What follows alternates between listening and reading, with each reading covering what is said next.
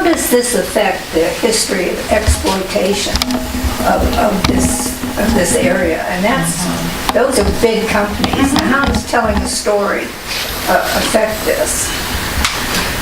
Well, I mean, one of the things that I think that I see, this is just the past, I don't know what's going to happen in the present, but big corporations, one of the things that made their job easier is when they had people out there telling stories about the region that weren't true.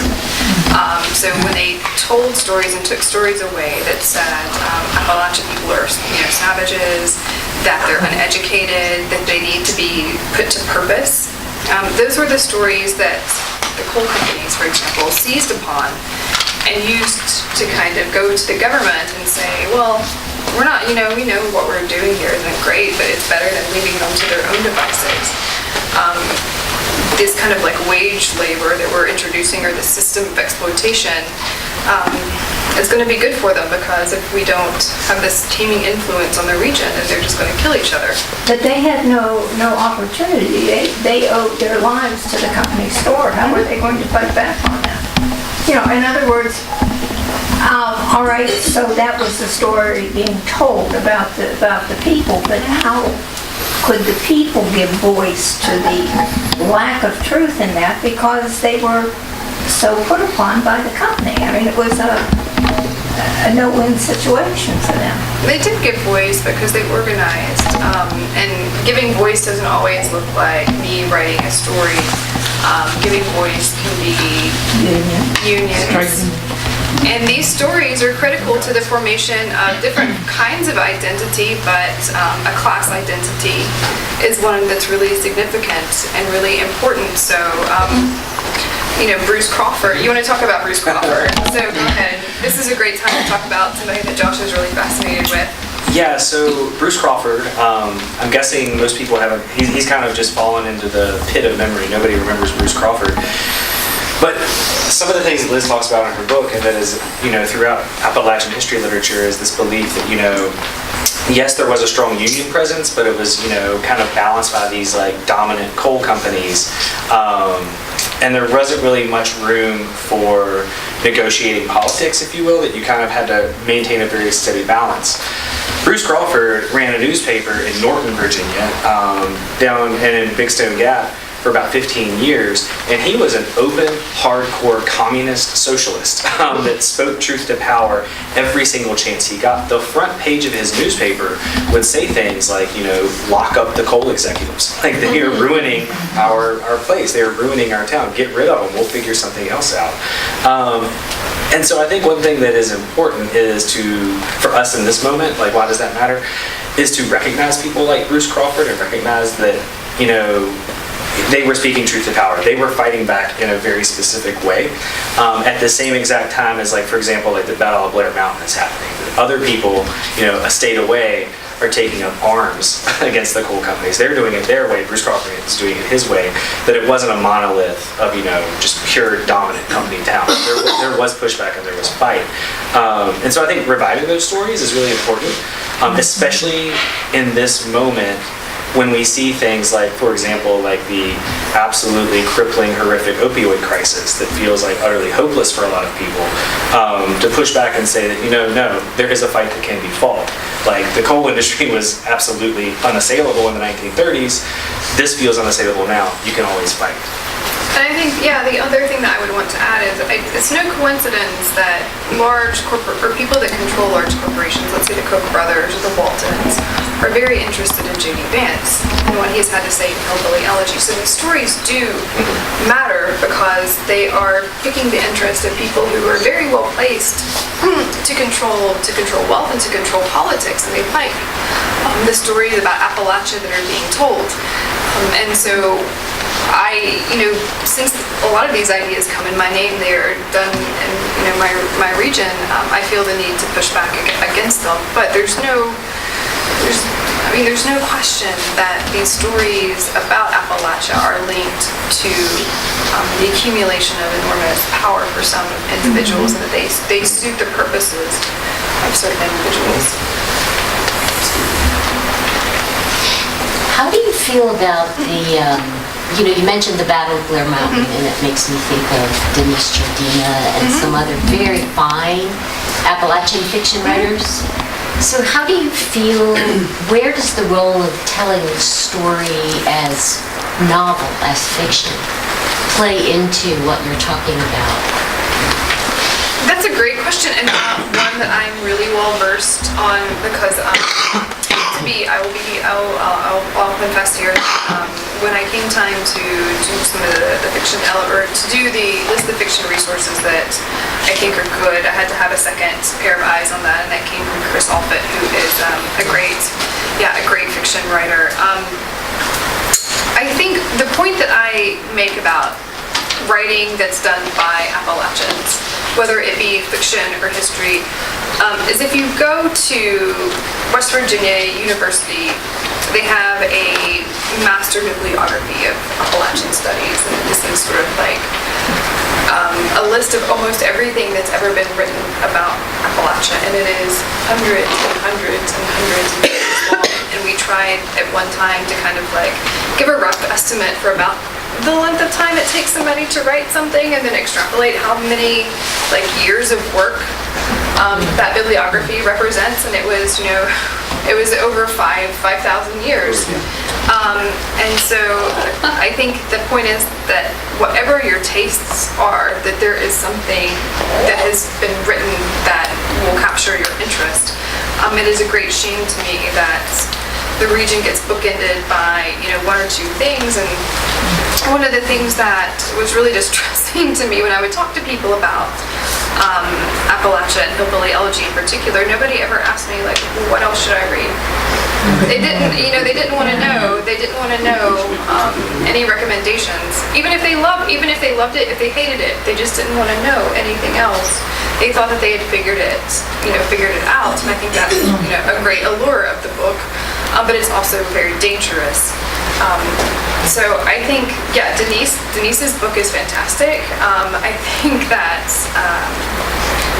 there's another fiction writer that I really enjoy is Robert Guy, who does illustrated novels, Trampoline and Weed Eater, that are about some of these issues that people seem to love to learn about, which are harrowing childhoods and communities filled with issues, and especially issues with addiction. So it takes all kinds, and I'm always happy to hear your fiction recommendations too, because that's something that I need to catch up on as well. Anybody else for now? Or I can jump in while you think. Let's keep talking about good people in Appalachia, because we hate on J.D. Vance so much. But I really like Bruce Crawford. But who are some folks, whether you talk about them in the book or not, that got it right, that did good work? So one of the people that I really enjoy talking about, and I had the chance to meet recently, is a man named Huey Perry, who worked for what at the time was called the Office of Economic Opportunity in West Virginia. So when the War on Poverty came to Appalachia, it created a lot of like these alphabet agencies to administer federal aid efficiently.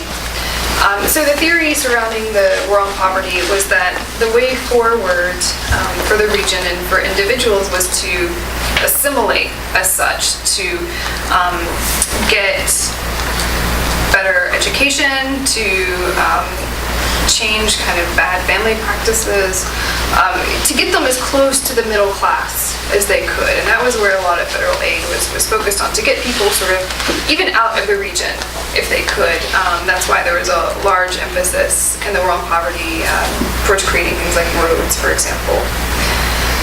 And a lot of that went just completely over the heads of people who lived in communities, especially communities that were hard hit by the consequences of coal mining. It didn't really matter to them that their school had new windows if the coal company could wash out their road and nobody would hold them accountable to it.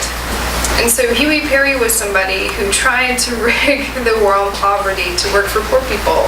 And it was, kind of strange to say it, but one of the things that we learned from the 1960s in the War on Poverty is that poverty is profitable. as long as you're not poor. That there's money to be made in, being a poverty crusader or somebody that works in the government to fix poverty. And so this meant that in places like West Virginia and Mingo County where he lived, people on the ground didn't really see any benefits from the federal assistance that was coming into the communities, almost $2 million in the 1960s. And so he tried to make it better. He tried to make grocery co-ops, and he tried to give school bus drivers raises, and he tried to organize within communities. I mean, all that was great, and it was working fine, but people sabotaged him. And he's okay, he came out on the other side. But this book is called Don't Cut Off Your Project, because they did indeed cut off his project eventually. So I love Huey Perry, I love Eula Hall, who opened a health clinic in Mud Creek, Kentucky out of her trailer, who was one of the first people to offer a viable model for low-income health clinics in eastern Kentucky. I love the people who worked at the Highlander Folk School in my part of the world in East Tennessee, who taught nonviolent resistance to people like Septima Clark and Martin Luther King and Rosa Parks. One of the things that some people don't know is that when the civil rights movement was happening, they were well supported in some respects by people in Appalachia who had learned some useful lessons from labor organizing. And not only that, is they also had a very nice place in the the ponds and all the kind of stuff that you want when you don't want to be. You don't want to be the person who people are trying to beat and hurt. And so those combinations and just the goodness of the people who worked at that organization show us a model of what strong interracial community building and solidarity can look like. So those are some of my favorite people. I'll throw out two more. I'll throw out Jill and Ron Carson just for today.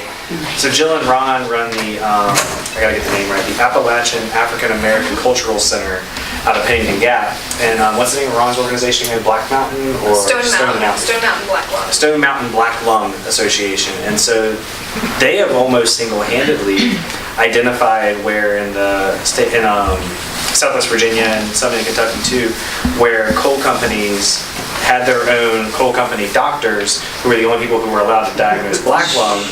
And guess what? They weren't diagnosed with black lung. So they did some amazing work in kind of uncovering that actually coal miners are still getting black lung, and it's still very bad just because they weren't getting diagnosed. It was still really horrible. And so they're still down in Pennington Gap. I think Ron just retired, right? So now he can do this full time, and hopefully keep fighting for miners and have black lung. So that's another. And Sister Beth. And I was hoping you'd bring up Sister Beth. Yeah, Sister Beth. So in Appalachia, there are some really amazing communities of faith that exist, and there's often a tension in the mountains between people and religious missionaries. So there's a thing in Appalachian history where missionaries came and tried to convert or save, but it also has this really nice tradition of people being in service to communities, and some of the people who are in, for example, the Catholic Committee of Appalachia have a long history supporting local communities, and right now they're some of the most important people in helping grassroots organizing around the opioid addiction. Especially in Southwest Virginia. So they do a tremendous amount of work on the ground to connect people to resources and help support them through issues of addiction. I'm excited that you mentioned her because I plan to go down there. I spoke to Sister Beth, she's 85 now. Yeah. And she said that they've been down there for 40, 50 years, and she works with Dr. Art Banzi.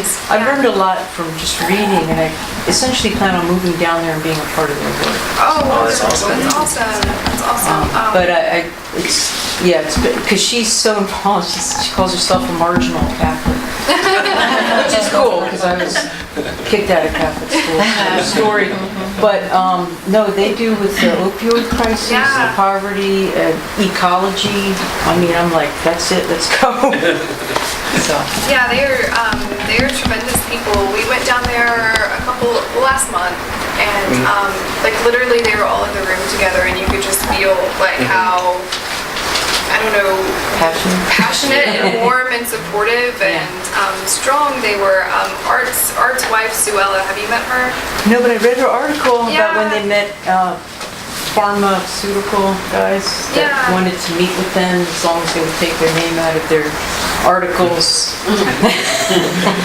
Yeah, and Suella is an old Highlander person. So there's, they have these traditions too that they're steadfast in what they believe. Yeah. And I don't want to say it doesn't matter if it's opioids, because of course it matters, but you know what I mean? They just, they have purpose, and it is good and righteous, and Right.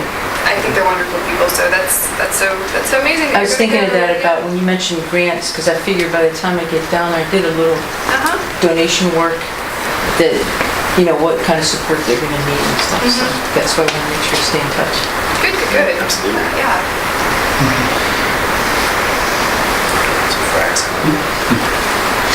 When we talk, Say something. My personal antidote to J.D. Vance is something called the Liberal Redneck Manifesto. Yeah, Trey Crawford, right? Yeah. And I think humor is a good way to deal with this, and their humor, of course, is very protective of what they respect in Southern culture. But the other issue is, the coal industry is bleeding employees, and coal communities are bleeding populations. And our General Assembly is trying to deal with it, some to try to get more money into the schools to improve education and so forth. What do you suggest as, what do we do with the unemployed coal miners? That's been such a tradition for 4 or 5 generations. What do they do now? What plans are afoot to try to restore some kind of economy in coal mining regions? That's a great question. We think a lot about this. We can probably tell you what not to do, which is the favorite solution, as I'm sure you know, is this idea of public-private partnership, or something along those lines, where a community partners with a new business or an organization to provide different kinds of workforce training to coal miners. And historically, it does not work. And even before it was coal, we had other industries like steel, for example. We're pretty safe to assume that just substituting workforce training without systemic changes is not going to work. So I favor universal basic income, or at least subsidized to support people for at least a minimum of 2 years while they're laid off. Go ahead. I was going to say, I think it's fair to say we're both big advocates of just straight up bringing back the New Deal. And bringing back something like the Civilian Conservation Corps. Everybody in West Virginia especially, and Southwest Virginia too, they always throw around the word tourism, but they don't want to put any money in tourism infrastructure. They just think, it'll just naturally happen. People will surely just come to Dalvik. We don't have to give Dalvik any money. We'll just have to assume they'll come. But I forget the exact number. It's in the billions of the infrastructure needs of state parks and national forests and state forests is unbelievable. And there's absolutely no way the national park system, for example, is going to be able to pay for that. I, Liz too, I think, strongly believe we need some type of just not a public-private partnership, just public action. We need something like a Civilian Conservation Corps that can actually put maybe out-of-work coal miners, maybe just young people who don't like their jobs, maybe me, if I just felt like it, to go and actually work on these parks to rebuild the infrastructure. And that's just one example of a lot. I think something like that would help the opioid crisis too, because I think part of that reason is these people have nothing to do. And they start doing stuff, bad stuff like that. But the coal companies are coming back. Coal's coming back. Ask our others. That would be a follow-up, is how do the people in those communities get convinced that coal is I big steps roads? think there's more understanding there than the press gives credit for. I think what people in coal communities, I've talked to a lot of people, and what they tend to understand is that the market can be manipulated. and it can be manipulated in their favor. It often doesn't happen that way, but they know that it's on life support. They don't know who or what or when the plug is going to be pulled, and they know that it can limp along a little further. But generally speaking, I meet few people who authentically believe that coal is, going to be the way forward. But the bigger dilemma, or a bigger dilemma, is that natural gas and fracked gas might just take the place of coal. And I think we're seeing this in Virginia, especially with the Mountain Valley Pipeline and the Atlantic Coast Pipeline, that just because coal is dead doesn't mean some of the problems related to coal and the way that the power of energy companies to reshape our region will go away. And that is something that we still have to be very alert about. And there are ways, I don't know that I wouldn't say fight back, but banking community land, for example, might be a way to help create a few more obstacles in their paths. In a time when the government is very hostile to clean energy and things of that nature, hopefully it won't always be so.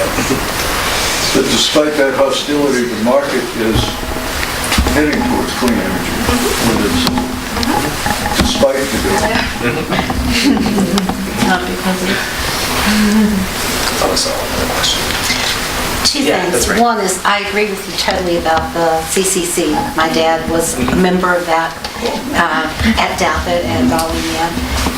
And I also think that it would be a great way of getting unemployed people a purpose and something that they can see that they have created something. But setting aside economics, how do we go about showing the people the art of our area? I mean, we have artists and artisans and craftsmen that do beautiful work. I mean, we're not talking simply, carving a little thing, but beautiful artwork, which would increase the thought that these people are intelligent and beautiful. How do we go about promoting that? Go ahead. I was going to say I'm not exactly an expert in this, but I think what's happening in Clifton Forge is actually getting out there in the world. Just in my regular everyday news reading, I mean, just this week, I get like a weekly update of the top stories about Virginia, like the state of Virginia, and the top story was about the Masonic Theater, right? And that's an accomplishment. That's pretty great for the whole state of Virginia with everything that's going on. So, I don't know. There's good news for green pastures on the way, maybe. Yeah.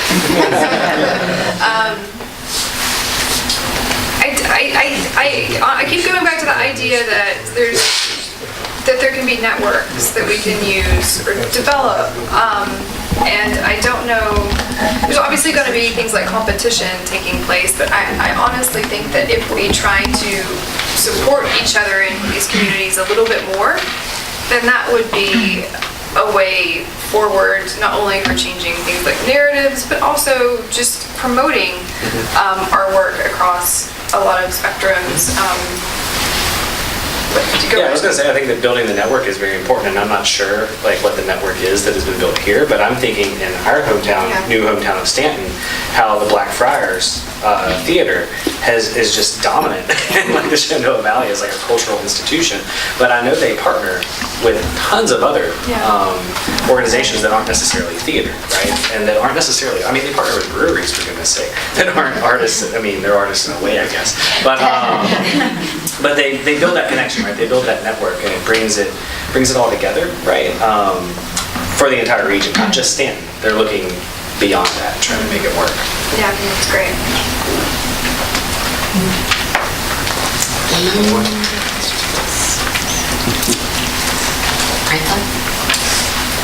On behalf of the Friends, Elizabeth, we want to thank you for coming today, and Josh and Liz also brought some family with them from Stanton. And we would like to welcome them. Oh, okay. After after the presentation, we have books for sale in the children's area of all places, which is right through this door, and we also have wonderful refreshments. Oh, thank you very much. Thank you.